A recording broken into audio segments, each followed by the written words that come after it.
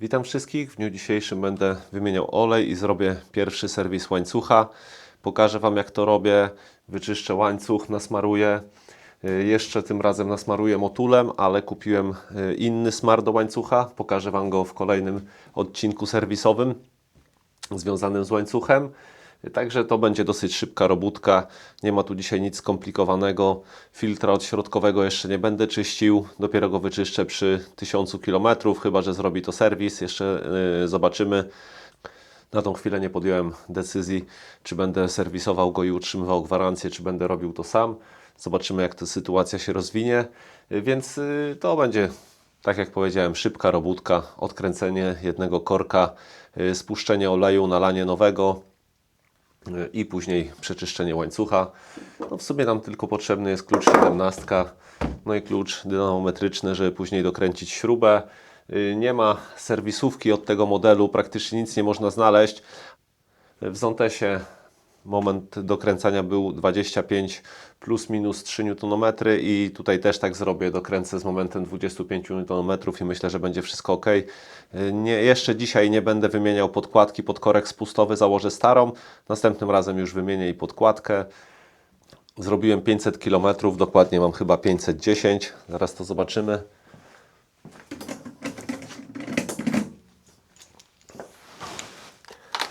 I tak dokładnie jak wymieniałem w Zontesie na 500 km, taki tutaj postanowiłem, że zrobię. Jest 513 km najechane, więc w połowie okresu docierania chciałem to zrobić.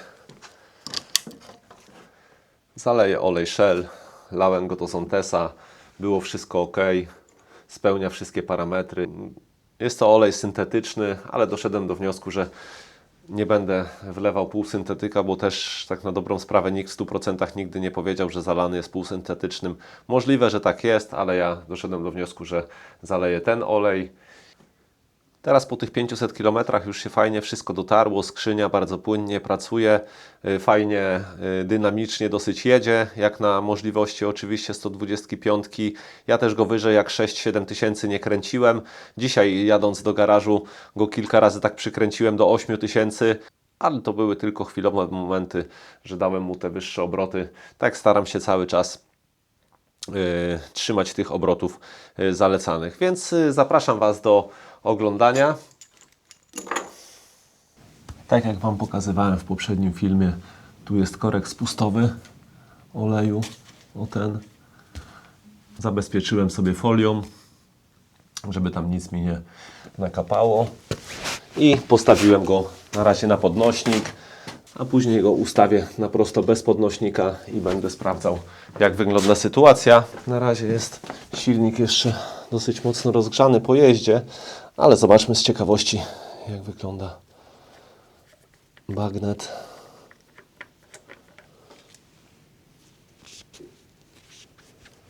Czyściutki.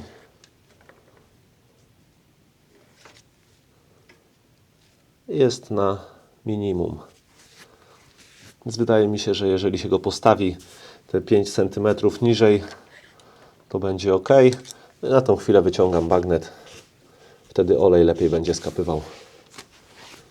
Oczywiście później przelejemy ten olej do jakiegoś przezroczystego pojemnika jasnego, żeby można było zobaczyć, czy jest w nim bardzo dużo opiłków. Wydaje mi się, że jakiejś tam strasznej tragedii nie będzie, ale to wszystko przed nami. Banieczka docięta.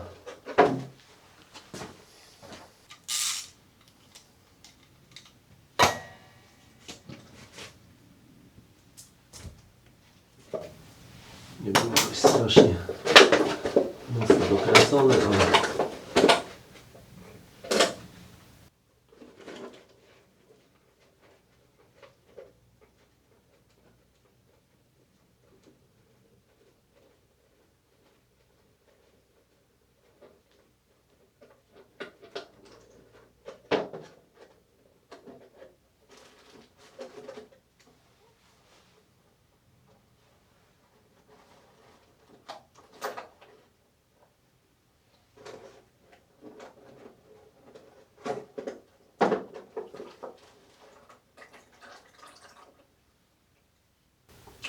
widzicie, że dobrze, że podstawiłem.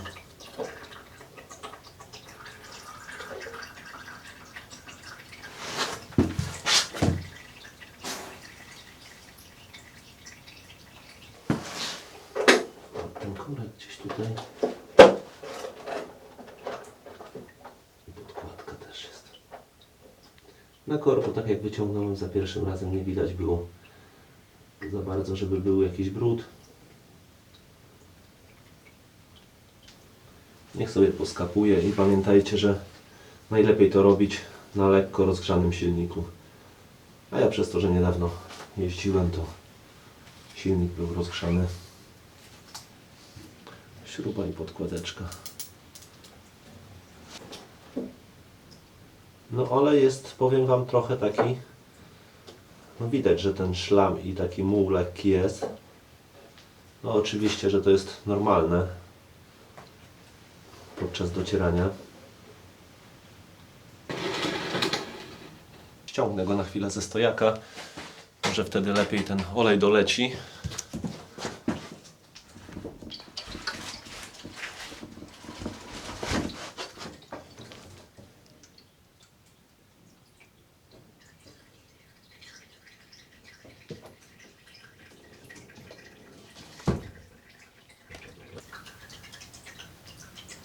Widzicie, że jeszcze w momencie przechyłu na bok jeszcze dużo wylatuje tego oleju.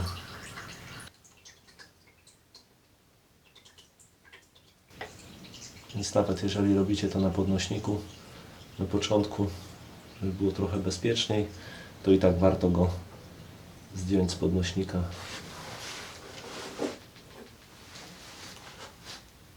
Pewno ktoś napisze, że niepotrzebnie na podnośniku, że wystarczy tutaj jakieś podłożyć elementy, żeby stał prosto, ale w kwestii bezpieczeństwa wolę, żeby stał na podnośniku, niż mi fiknął. Później już do sprawdzania oleju, tak jak powiedziałem, podłożę tutaj pod stopkę, wypoziomujemy go i wtedy już będzie takie ostateczne sprawdzenie, ale na tą chwilę na tylnym podnośniku naleję do momentu, aż będzie minimum na bagnecie i postawimy go na prosto. Mam nadzieję, że to będzie teraz dobrze widać. Specjalnie wziąłem latarkę, żeby Wam pokazać. Zobaczcie, szlam jest bardzo duży. Naprawdę jest olej, widać, że brudny. Nie jest jakiś strasznie tragiczny, ale jest brudny. Będę go przelewał i zobaczymy też dokładną ilość oleju, jaka tutaj jest spuszczona, ale też do przezroczystego pojemnika przeleję i będziemy patrzeć, jak on wygląda. Po pół litra będę przelewał równo.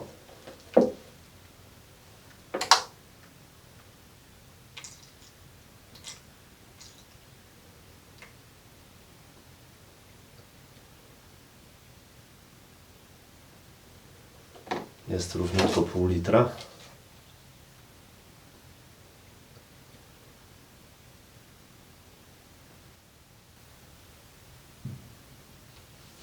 Oczywiście będę przelewał to do tych banieczek i za jakiś czas, jak mi się uzbiera 3-4, to pojadę i oddam ten olej do utylizacji.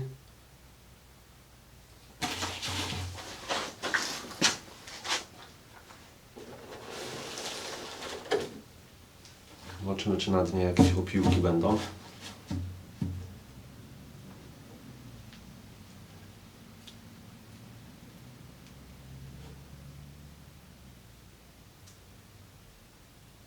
Na razie jakichś większych opiłków nie widać.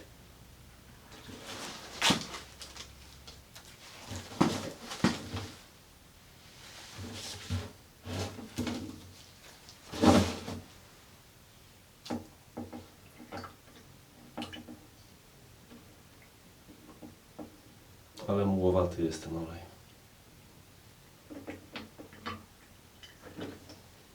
Czy jakieś opiłki? Nie, na razie tutaj nie widzę. Zobaczymy na dnie banieczki. Czyli mieliśmy pół litra równo.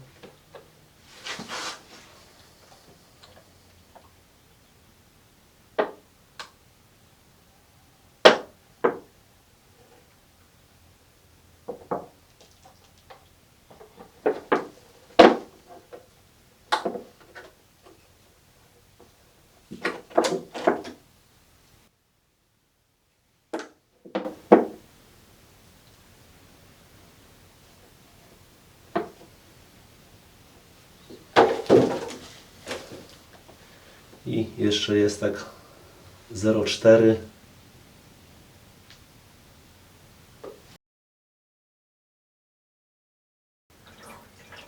Czyli będzie równo literek, licząc z tym, co delikatnie uciekło tam poza banieczkę.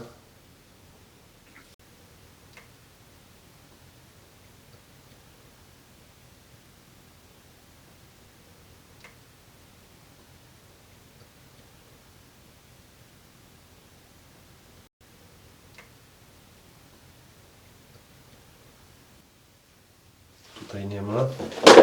Jeszcze może spróbuję to odlać. Opiłków jakichś bardzo dużo nie widzę, dużych nie widzę.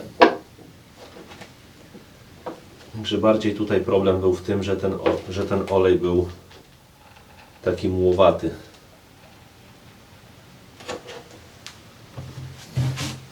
Sprawdzam, tutaj specjalnie świecę latarką, ale nie widzę tutaj większych jakichś opiłków.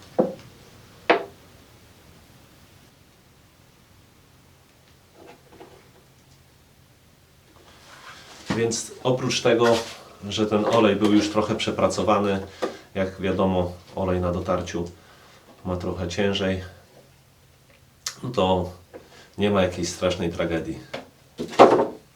Także dużo robótki nie ma, widzicie przy tym. Zaraz dokręcę korek spustowy i będę brał się za dolewanie i sprawdzimy później stan oleju.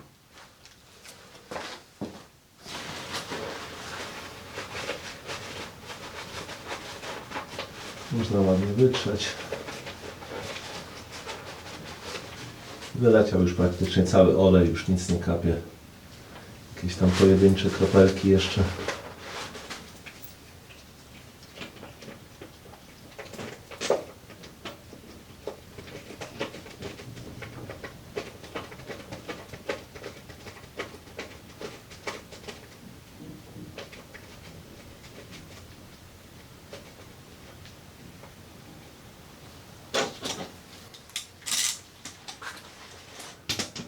Lekko nie kręcę. Ok, już raz pokazywałem, ale pokażę Wam jeszcze raz, jak nastawiamy klucz dynamometryczny. Szukamy na skali. Oczywiście klucz musi być poluzowany zawsze. Po pracy, którą wykonujemy, zawsze luzujemy klucz. Zostawiamy go w luźnej pozycji. Nie może być naciągnięty, bo wtedy się rozkalibruje i będą z nim problemy. Więc znalazłem tutaj na skali 25. Ten klucz ma zakres od 10 do 60. Szukamy na skali 25 i tak, żeby 0 z klucza pokryło nam się na 25. I wtedy będzie klucz nastawiony na 25 Nm. Widzicie, jest skala 25, 0 ustawiło się. Gdybyśmy tutaj zrobili, to by było 20.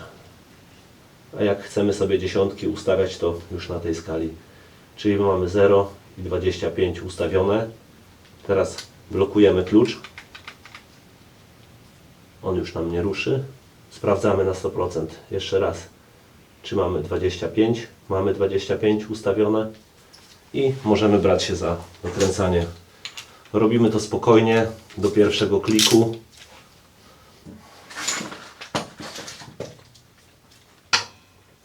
Przekręcę sobie w tą stronę. I jest 25.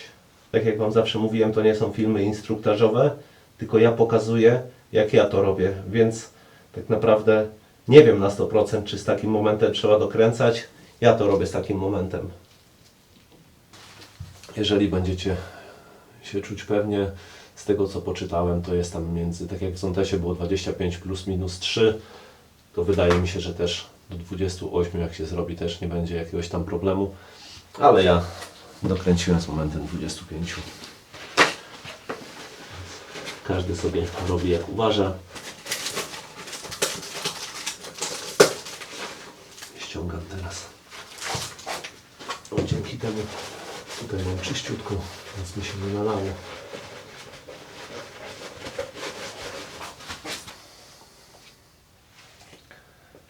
Nalałem sobie najpierw pół litra do kubeczka.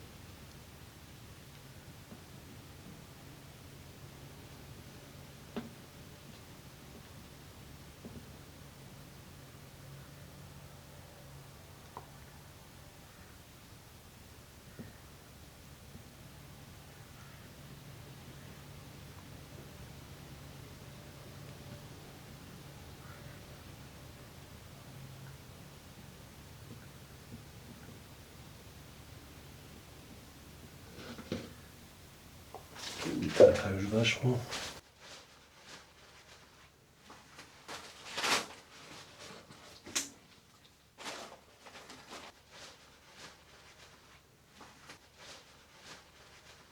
Lepiej, żeby było na lekko ponad minimum, niż żeby było dużo za maksimum. Nie może być też za dużo oleju, więc tutaj trzeba się starać pilnować, żeby nie przelać za dużo, bo później mogą być problemy.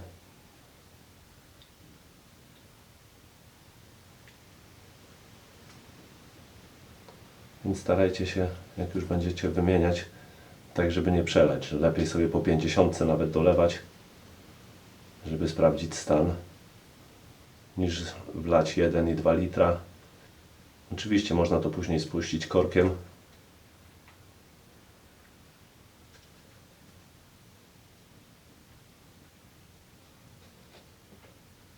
Ciekawy też jestem bardzo, jak będzie pracowała skrzynia, jak będzie teraz pracował ten silnik na nowym oleju.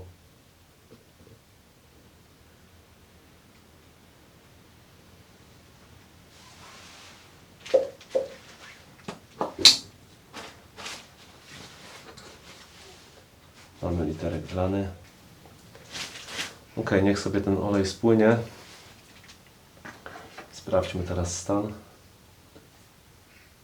Bez wkręcania bagnetu, tylko wkładamy. No i jest tak mniej troszkę niż połowa.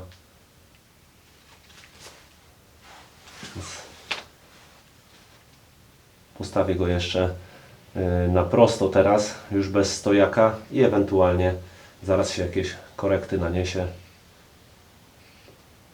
Później go odpalimy i zobaczymy. Okay, odpalę go teraz na minutkę, niech pochodzi. Minutkę, dwie. Zobaczymy, czy nie ma żadnego wycieku i czy wszystko jest ok.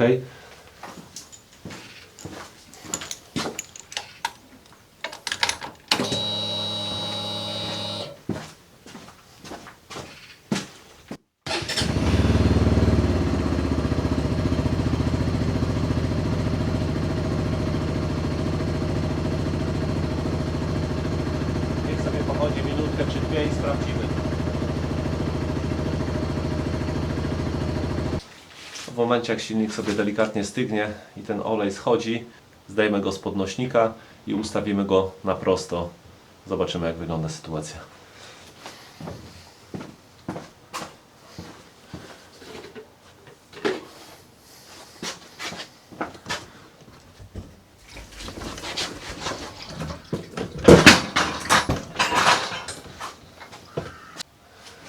Nie mam niestety drugiej osoby do pomocy, więc nie mam jak za bardzo tak idealnie postawić go na prosto, chociaż zrobiłem sobie taki lekki stelaż. Kufer, mam nadzieję, że on tam jakoś w miarę w poziomie jest, więc widzicie, że tutaj brakuje dosłownie tam milimetra, żeby to było wszystko idealnie. Ale teraz możemy sobie bez problemu sprawdzić i zobaczyć, jak wygląda i ile jest tego oleju.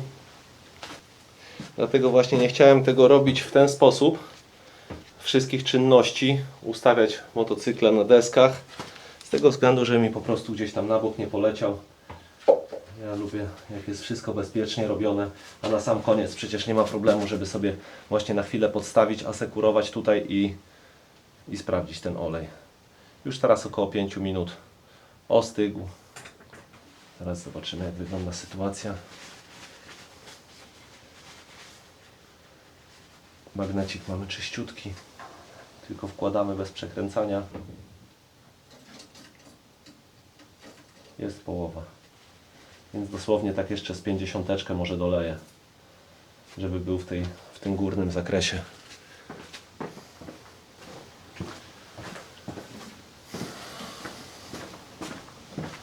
Ale to dosłownie parę kropelek.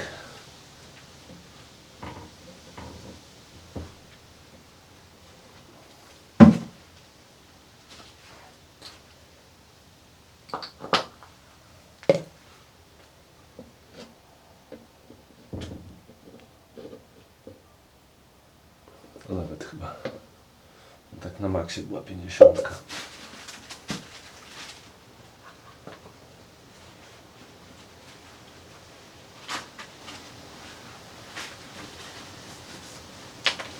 Czysta w sumie robota. Pamiętajcie, żeby sobie tylko popodstawiać coś, żeby nie pozalewać sobie jakieś kostki, jak będziecie robić to na zewnątrz czy garażu.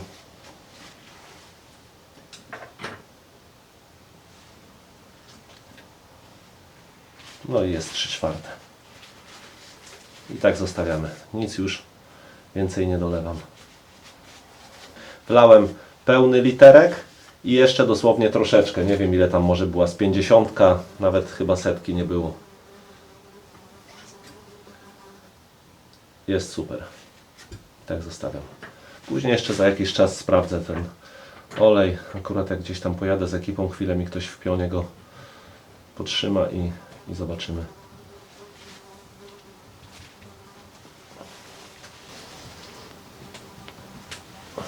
Jest dokręcony dobrze. Zobaczcie sobie, że po odpaleniu z korka spustowego też już nic nie poleciało. Jest czyściutko, sucho.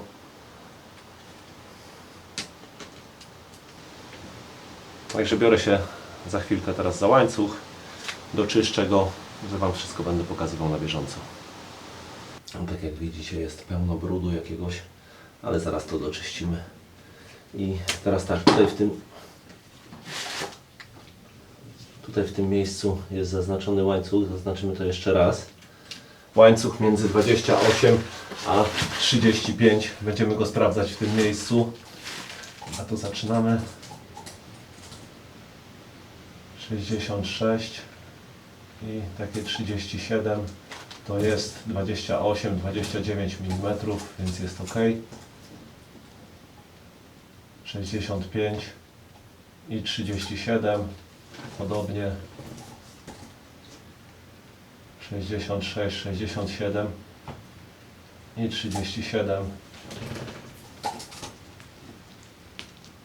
68 i 38. 65, 66 i 36. 67 i 38. 68 i 38. 67 i 36. 37. 66 i 37. 65, 36. No i tutaj jest, jak na początku patrzyliśmy, 66 i 39. Czyli łańcuch jest bardzo równo rozciągnięty. To jest kwestia tylko tam milimetra, ale też później na sam koniec, bo wiadomo, że łańcuch trzeba sprawdzać na stopce bocznej, tak jak tutaj producent zalecił. Chociaż w Zontesie miałem tak, że dokładnie te same parametry miałem na stopce bocznej, jak i na podnośniku tylnego koła. Ale sprawdzimy to, więc tak naprawdę można to w każdym miejscu sprawdzić, bo jest równo rozciągnięty. Sprawdzimy to w tym miejscu, od którego zaczynaliśmy. Zobaczcie, łańcuch sobie dosyć ładnie pracuje. Więc tutaj nie jest to jakoś ani za ciasno, no za luźno na pewno nie jest. Bym powiedział nawet, że jest właśnie w tej granicy 28 mm, więc moim zdaniem jest wszystko ok. I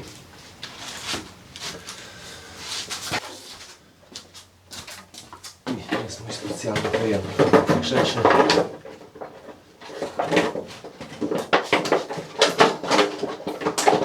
Z wycięciem, tak żeby nie zalewać sobie opony.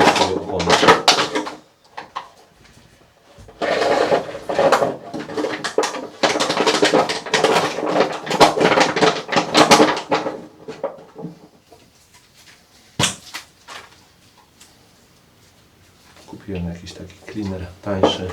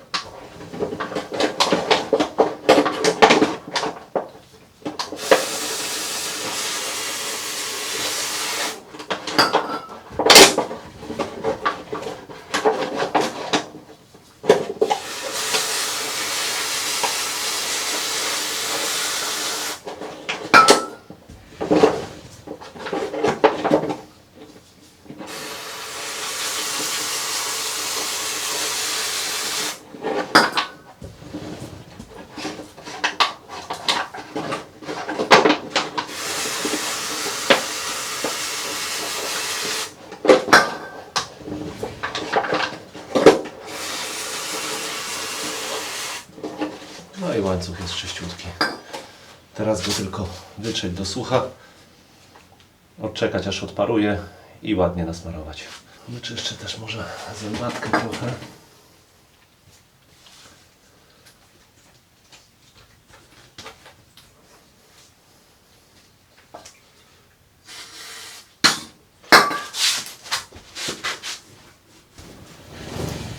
Jest dużo czystsza, ładniejsza. Teraz go tylko ładnie do sucha.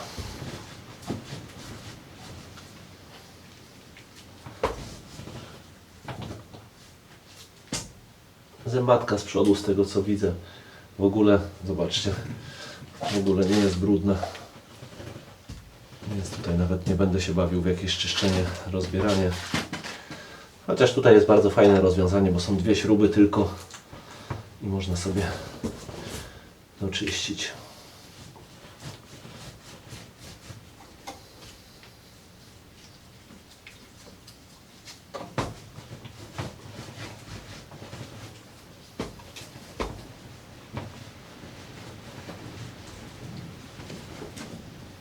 Wiatr wszystko wieje.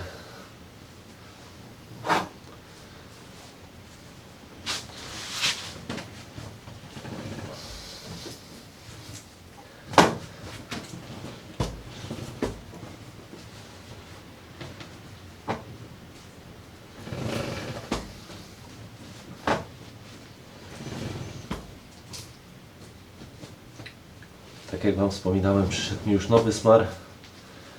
Podobno bardzo fajną powłokę robi. W ogóle nie przykleja się kurz.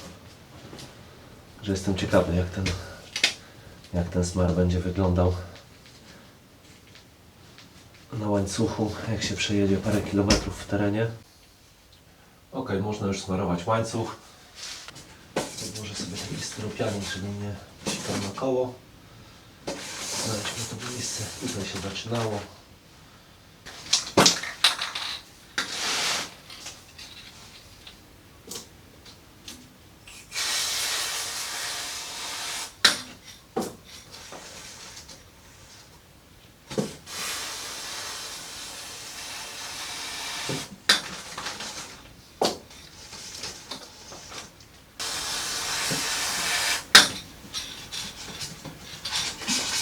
Smarę sobie ładnie wejdą wszystkie elementy tutaj łańcucha.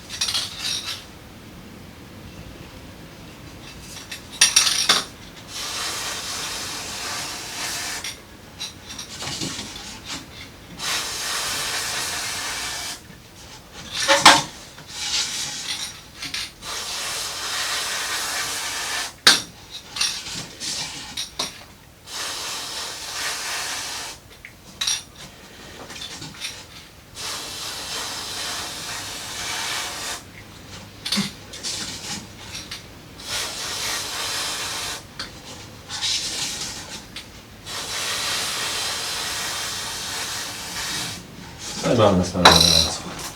Przydamy czas, żeby sobie delikatnie wysechł, żeby ładnie tam wszedł we wszystkie elementy. I jeszcze teraz, żeby później nie było, że ktoś powie o tym naciągu łańcucha, że był źle zmierzony, ustawiam w tym miejscu, gdzie było na początku, jest. W tym miejscu zaczynaliśmy mierzyć, było około 28-29 mm.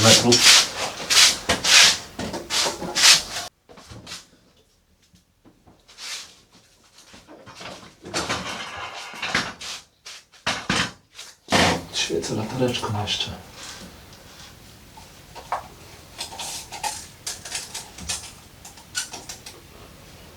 Luz jest 60,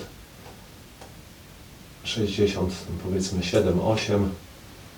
i 38, czyli plus jest dokładnie w zbliżonych wartościach, tak jak było na tylnym podnośniku. Mam nadzieję, że ten odcinek Wam się podobał, że wszystko rozjaśniłem mniej więcej co i jak to wygląda. Także tu tyle. Dzięki.